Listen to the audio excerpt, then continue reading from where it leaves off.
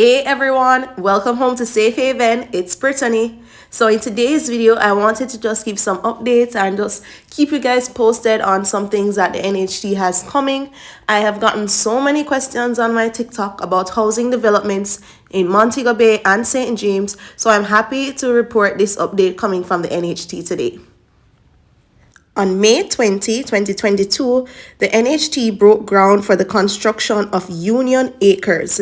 Now, this is a new housing scheme that will be coming to Irwin, St. James, and this will feature 144 detached two-bedroom units. And I know everyone loves the two-bedroom units from NHT because when they say studio, if you look a picnic, one bedroom is not for a family. So here we go. We have some two bedrooms coming to you guys in the St. James markets.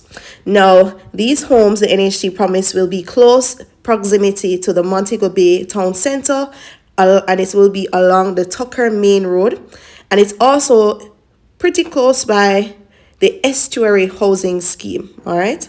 Now, I must say these things before we go even further in this video. I do not know the cost of these units. I do not know the cost of these units. I doubt NHT even knows the cost of these units because they're just at the groundbreaking stage, right? So, of course, with inflation, everything, no cost. There's no cost to give. Please, please, please. There's no cost to give, all right? Next, I do not know the lot size. Only thing I know is that in totality, it will be built on 20 acres of lots. Of land, the entire housing scheme, right? And also, I don't have any links at NHG. I have no links, and I don't work at the NHG either. I'm just here to keep you guys updated and informed with the information that they are giving, all right?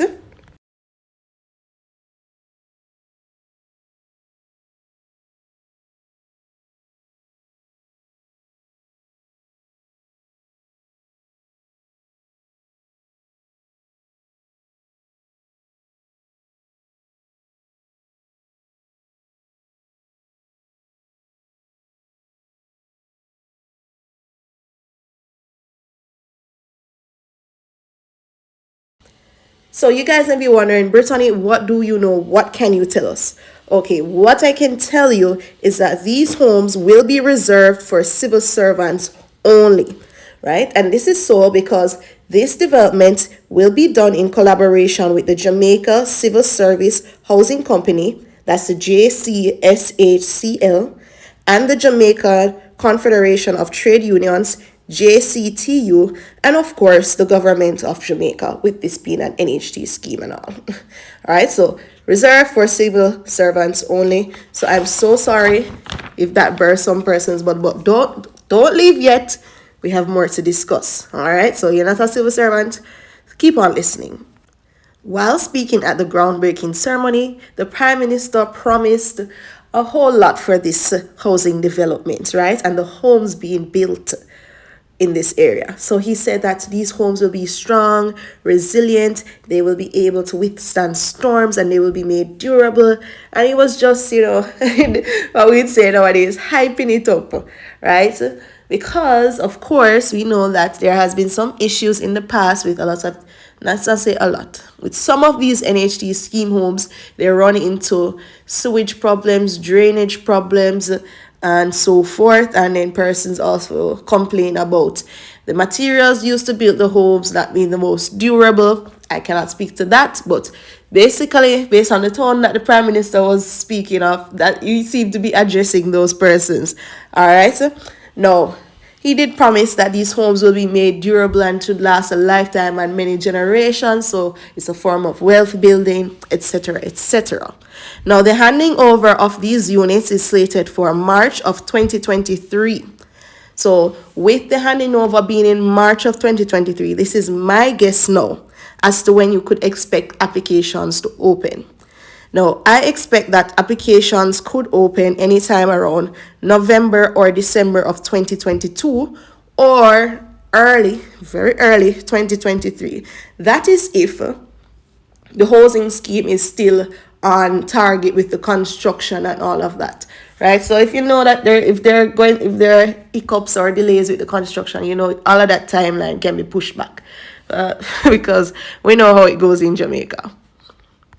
The NHT further went on to announce that the amenities and infrastructure will include paved roads with curbs, street names, traffic signs, stormwater drainage, centralized drainage system, potable water distribution network, sewage collection, sewage treatment system, street lights, and electrical distribution network, which to me, I think that would be, you know, pretty, not, I'm not going to say pretty obvious, but geez, it should at least be a basic standard of living because why wouldn't we get these things? So I know that these things have to be said, but it's just kind of funny to me that we even have to say that these things will be in place, because it just should just automatically no, and it should just automatically have these things in place. But in the past it hasn't been that way, and Jamaica really have to start the better,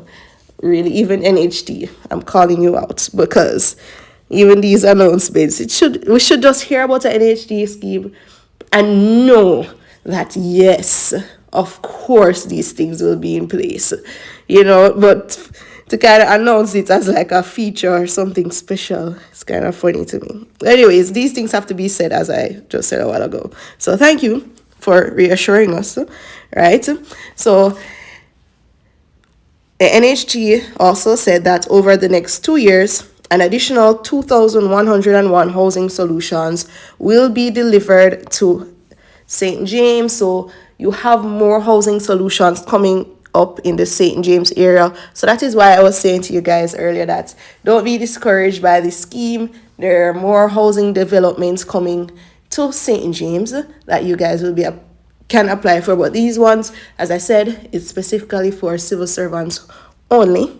But more housing schemes are coming, namely Spot Valley, Adelphi, and the Barrett Hall housing scheme.